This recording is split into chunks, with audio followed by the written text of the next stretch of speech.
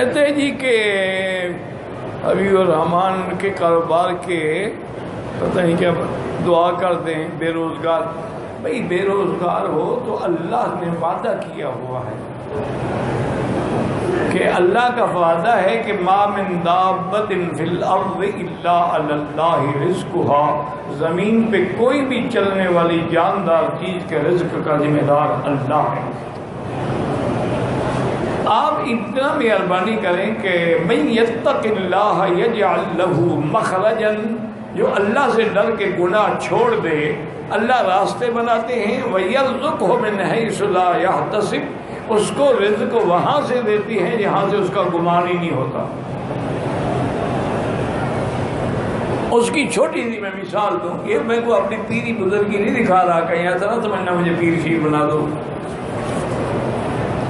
یہ کل کی بات ہے کہ میں گاڑی میں حرم آ رہا تھا تو میرے ساتھی نے کہا کہ حضرت وہ ہمارے علاقے سے آیا ہے, باٹا بھی کہتے ہیں اس کو, سہانجنا بھی کہتے ہیں, تو وہ رات آپ کے لیے پکائیں. میں نے کہا کہ نہیں وہ گرم ہوتا ہے, رات کو میرے لیے وہ نہ بنائیں. اچھا اس کے فوراً بعد میں نے کہا یار وہ یہ سوانجنا تو پھر بھی مل جاتا ہے, کچنال نہیں آتی. اچھا یہ دونوں چیزیں جو ہے نا ہماری اسرائیل کی پٹی ملتان ایریے میں اور کہیں نہیں ہوتی. تو اس نے کہا کہ جی انشاءاللہ ابھی دیکھتے ہیں کوئی بندے ملتان سے آنے والے ہیں تو ان کے دل میں لگائیں گے کہ وہ آپ کے لیے کچنال لے آئیں. میں کہا ٹھیک.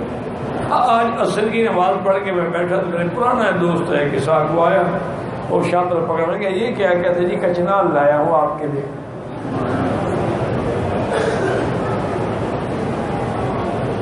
بھئی کب آئے ہو؟ انہوں نے کہا جی میں سیدھا ایئرپورٹ ادھر ہی آ رہا ہوں کہ کچنال خراب نہ ہو جائے. اس نے ہاتھ میں پکڑی ہوئی ہے.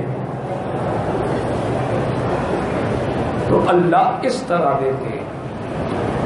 حالانکہ میں نے الحمدللہ نہ مانگی نہ میں نے اس کو کہا ہے, لیکن جب اللہ پر یقین کامل ہو تو اللہ فرماتے چلو میرے بندے کے منہ سے نکل گیا تو سچا کر دو اس کو. تو اس لیے دو باتیں یاد رکھیں. ایک گناہ چھوڑ دو. جب تک گناہوں میں رہو گے کبھی نہ اطمینان قلب ہوگا نہ رزق حلال ہوگا. اور ہمیشہ دیکھو نا آگ ہو, آگ پر پیٹرول ڈالو, آگ بڑھے گی کم تو نہیں ہوگی نا. یہ آپ کا جو حسینوں سے عشق بازی ہے نا اس سے آگ بڑھتی ہے, ٹھنڈی نہیں ہوتی. پیشاب سے کبھی کپڑا نہیں دھویا جاتا. آپ توبہ کریں, گناہ چھوڑ دیں اور استغفر اللہ الذی لا الہ الا هو الحی القیوم واتوب الیہ. یہ 2000 دفعہ روزانہ پڑھیں. ہر نماز کے بعد 2 تسبیح پڑھ لیں. مشکل کیا ہے؟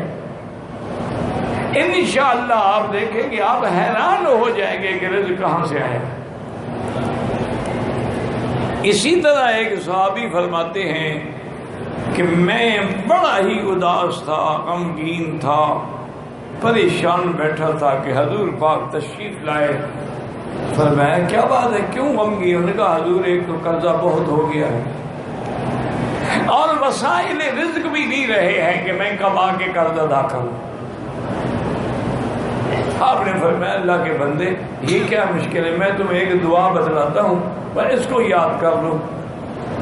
اللہم انی اعوذ بک من الہم والحزن واعوذ بک من العجز والکسل واعوذ بک من الجبن والبخل واعوذ بک من غلبۃ الدین وقہر الرجال. اور میں 3 دفعہ صبح 3 دفعہ شام کو پڑھ لیا کرو. صحابی کہتے ہیں میں چند دن پڑھا تو سارے ہم غم قرضے سب کچھ ختم, اتنی دولت آنے لگی میں حیران ہو گیا. صرف یہ دعا 3 دفعہ صبح 3 دفعہ شام. مشکل کیا ہے؟ ایک اور صحابی نے شکایت کی تو انہوں نے کہا حضور میرا کاروبار تباہ اور جو کاروبار کرتا ہوں برکت نہیں ہوتی. ہر میں کوئی مشکل بات نہیں ہے.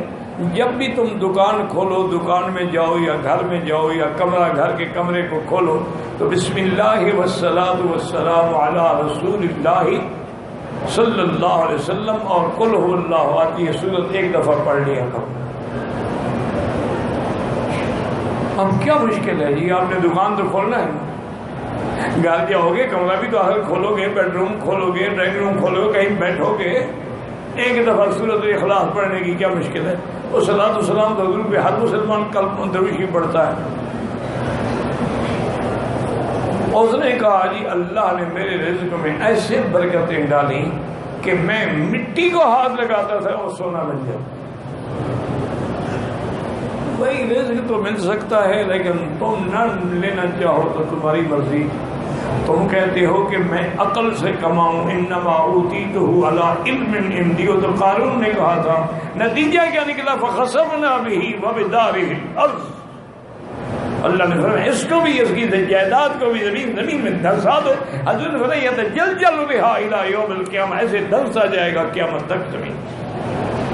وہ کہتا تھا میرے پاس علم ہے، میں نے ایسے دولت کمائی، خدا نے مجھے تھوڑی دی.